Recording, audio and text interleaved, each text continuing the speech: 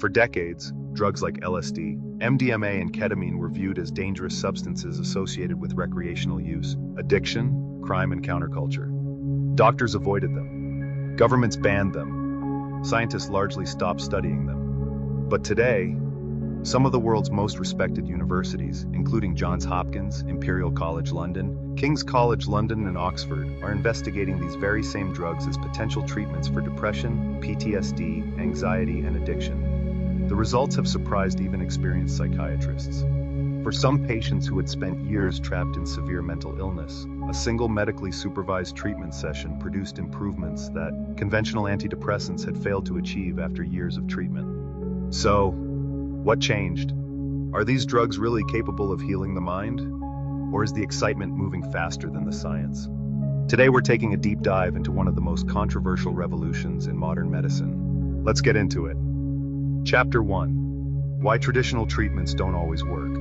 Mental illness affects hundreds of millions of people worldwide. Depression, PTSD, obsessive-compulsive disorder, anxiety, treatment-resistant depression. For many people, antidepressants are life-changing. Therapy saves lives. Exercise helps. Social support matters enormously. But not everyone responds.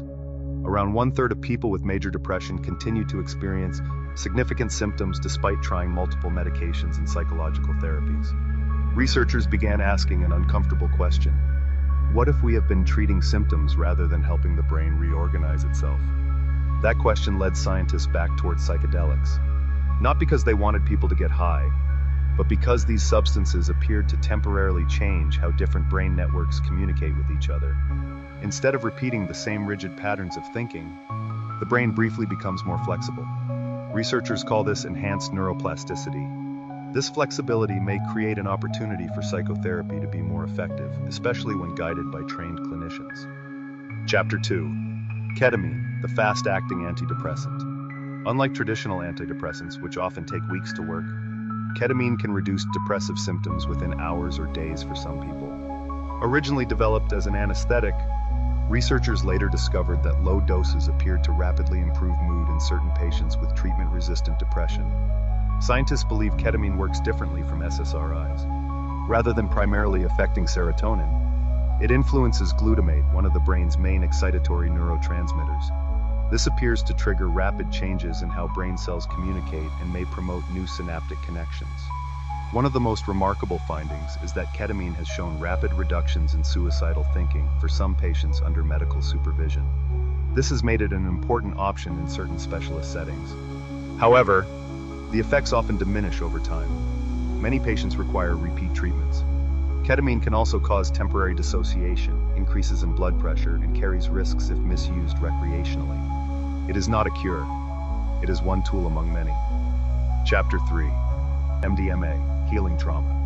When most people hear the word MDMA, they think of nightclubs, dance music, ecstasy. But inside carefully controlled psychotherapy sessions, researchers discovered something very different. People with severe post-traumatic stress disorder often live in constant fear. Their brains remain stuck in survival mode. Talking about traumatic memories can feel overwhelming.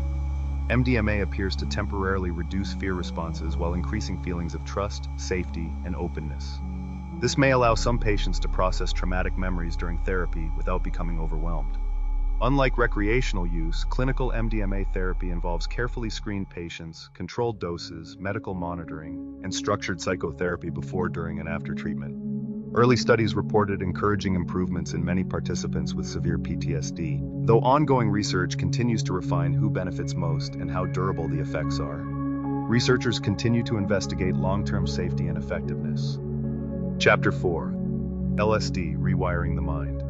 LSD remains one of the most powerful psychedelic substances ever discovered. Although its reputation has been shaped by the 1960s, modern research looks very different. Brain imaging studies suggest LSD temporarily reduces activity in the brain's default mode network. This network is involved in self-referential thinking and habitual mental patterns. When its activity changes, people may experience a reduced sense of rigid self-focus and greater cognitive flexibility. Researchers are studying whether this temporary state, combined with psychotherapy, may help some people with depression, anxiety associated with serious illness, or certain forms of addiction. However, LSD can also produce frightening experiences, confusion, panic, and psychological distress, particularly outside of controlled clinical settings or in people with certain psychiatric conditions. This is why modern studies involve careful screening, preparation, supervision, and follow-up. Chapter 5. How therapy makes the difference. One of the biggest misconceptions is that these drugs alone cure mental illness. The evidence does not support that idea. In many research studies, the medication is only one part of treatment. Patients often spend hours preparing with therapists before a session. The treatment itself takes place in a calm clinical environment with trained professionals. Afterward, patients attend integration sessions where they work through insights, emotions, and behavioral changes. Many experts believe this combination, medicine plus psychotherapy, is where much of the benefit may lie. Without therapy and support, meaningful long-term change may be much less likely. Chapter 6. The risks. Despite the excitement, these substances carry real risks. They are not suitable for everyone. Potential concerns include temporary anxiety or panic, distressing psychological experiences, elevated blood pressure or heart rate, possible triggering of psychosis in people with certain vulnerabilities, misuse outside medical settings. Self-medicating with street drugs is especially dangerous because strength, purity, and contaminants are often unknown. Clinical research uses pharmaceutical-grade substances, precise dosing, and medical supervision. That is very different from recreational use. Chapter 7. The future of psychiatry. Psychiatry may be entering one of its biggest transformations in decades. Researchers are continuing to investigate psilocybin for depression and end-of-life anxiety, MDMA-assisted therapy for PTSD, ketamine for treatment-resistant depression, LSD-assisted psychotherapy for selected conditions, new psychedelic-inspired medicines that may retain therapeutic benefits while reducing hallucinogenic effects. The goal is not to replace existing treatments. Instead, these therapies may eventually become additional options for carefully selected patients when conventional approaches have not been enough. Conclusion. Perhaps the greatest lesson from this research is not that psychedelics are miracle drugs. It's that the human brain may be more adaptable than we once believed. For decades, mental illness was often viewed as something people simply had to live with. But today, scientists are discovering new ways to help some people break free from deeply entrenched patterns of depression, trauma, and despair. There is still much we do not know. More long-term research is needed. Safety remains essential. But one thing is becoming increasingly clear. Some of the substances once dismissed as dangerous may, in carefully controlled medical settings, help reshape the future of mental health treatment. The future of psychiatry may not be about choosing between medication or therapy. It may be about combining neuroscience, psychology, and compassionate care in entirely new ways. Share your thoughts on this with us. We'd love to hear your views. Thank you all for watching. See you next time.